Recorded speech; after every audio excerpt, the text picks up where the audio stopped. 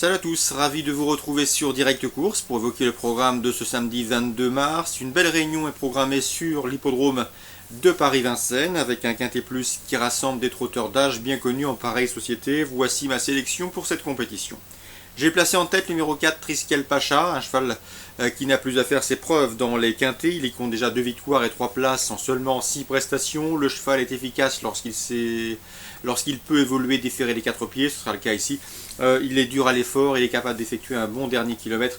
Et à mon avis, dans ce lot, s'il peut bénéficier d'un bon parcours, il a parfaitement les moyens de mener sa tâche à bien. Je lui poserai le numéro 17, Oropuro Bar, un cheval transalpin que l'on connaît bien sur notre sol. Il a déjà brillé à maintes reprises à Vincennes. Il reste notamment sur un probant succès dans le prix Émile Alix Courbois. C'était le 27 février. Le cheval fait face à un bel engagement. Rien ne s'oppose à une confirmation. Le 6, Olmo Holz, qui vient de prouver sa forme dernièrement en s'imposant le 8 mars sur l'hippodrome du Croisier-la-Roche. Preuve de son bon degré de forme. Lui aussi devrait défendre chèrement ses chances. Le numéro 13, Sam Gibus, confirmé lui aussi en pareille société. Il vient de prouver sa forme en se classant 3e sous la selle dernièrement à Vincennes. Il fait également partie des choix prioritaires de cette course. Un cheval extrêmement régulier qui répète ses courses et annoncé prêt par son entourage. Le 18, Sirocco Jubassé, lui, vient de s'imposer dans le sud-est sur les ponts de Cagnes-sur-Mer, une piste qu'il apprécie tout particulièrement. C'est un cheval qui n'est pas à l'abri d'une incartade, mais il a le potentiel pour briller à ce niveau. D'ailleurs, ses gains indiquent qu'il faut compter avec lui dans ce genre de tournoi. Il mérite lui aussi de figurer sur vos tickets. Le numéro 5, c'est Tarmina Dem, qui peut se targuer d'avoir déjà battu notre favori, Triskel Pacha. C'était au début du mois de février. Sachez que cette jument sait mettre son cœur sur la piste, elle sait finir toujours très vite, elle donne toujours son maximum, elle est en forme, et elle devrait une fois finir très vite. Sa place est dans le quintet, si tout se passe bien. Le 8, Styric et le numéro 1, Global Money, respectivement 2e et 3e de l'épreuve disputée au Croisier-la-Roche et remportée par Olmo Holz dernièrement, se tiendront en embuscade. Ils peuvent venir corser les rapports de cette course. Mieux vaut donc s'en méfier dans cette épreuve.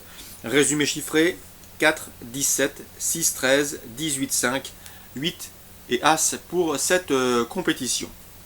En regret ou en cas de non partant, je vous citerai Tolka de Bellouet.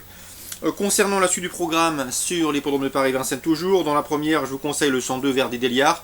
Le cheval vient d'aligner 3 victoires consécutives sous la selle et ce avec la matière, dont une obtenue sur le parcours qui nous intéresse, celui des 2007 de la Grande Piste.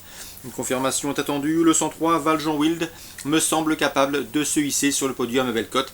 Un cheval qui se plaît sous la selle, il compte d'ailleurs déjà plusieurs places dans des lots somme toute assez bien composés. Le cheval est bien et nul doute que Didier de Vernet l'a préparé en conséquence pour cette compétition. Donc le 103 peut monter sur le podium à Bellecote.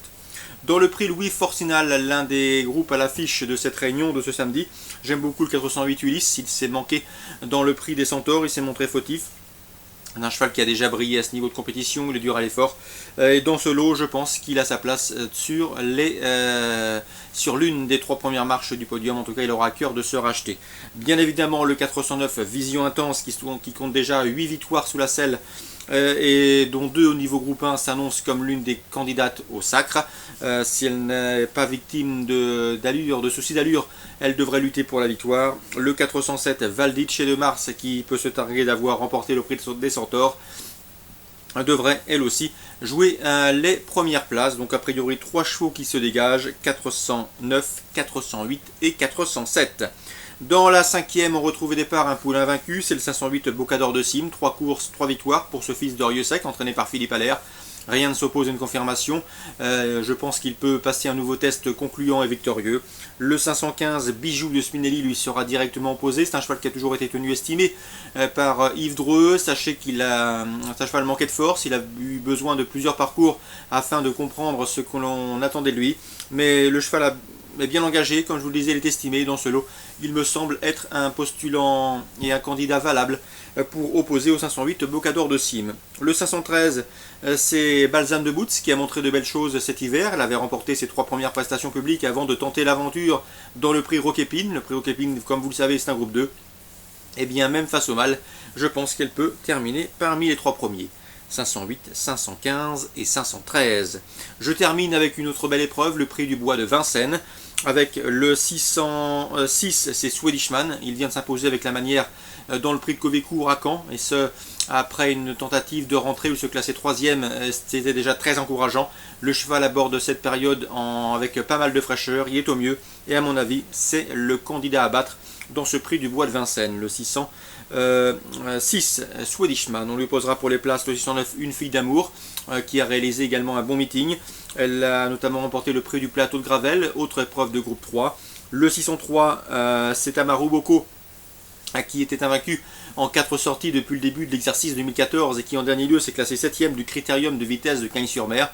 Ce jour-là, il a beaucoup mieux fini que ne l'indique son classement brut. À mon avis, dans ce lot, il faut s'en méfier. Il pourrait bien venir titiller Swedishman. Et le 604, Amour de Cagnes, il faut commencer à s'en méfier. Le cheval a maintenant 3 courses de rentrée dans les jambes. Il approche de son bon niveau et dans ces conditions, mieux vaut donc le surveiller de près.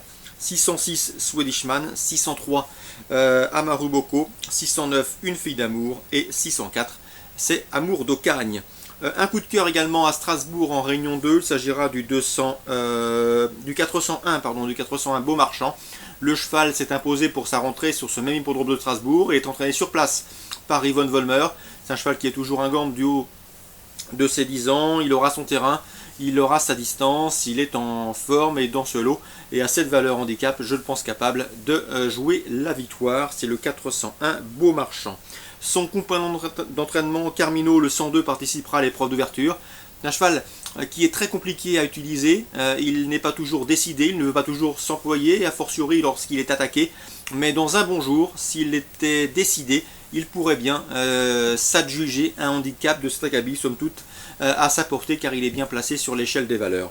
Donc le 102 Carmino, affaire de bon vouloir, mais les amateurs de champ et de vie s'attarderont sur sa candidature, il mérite de figurer sur un ticket. Voilà pour les infos de ce samedi 22, très bon jeu à tous, bonne journée et rendez-vous demain.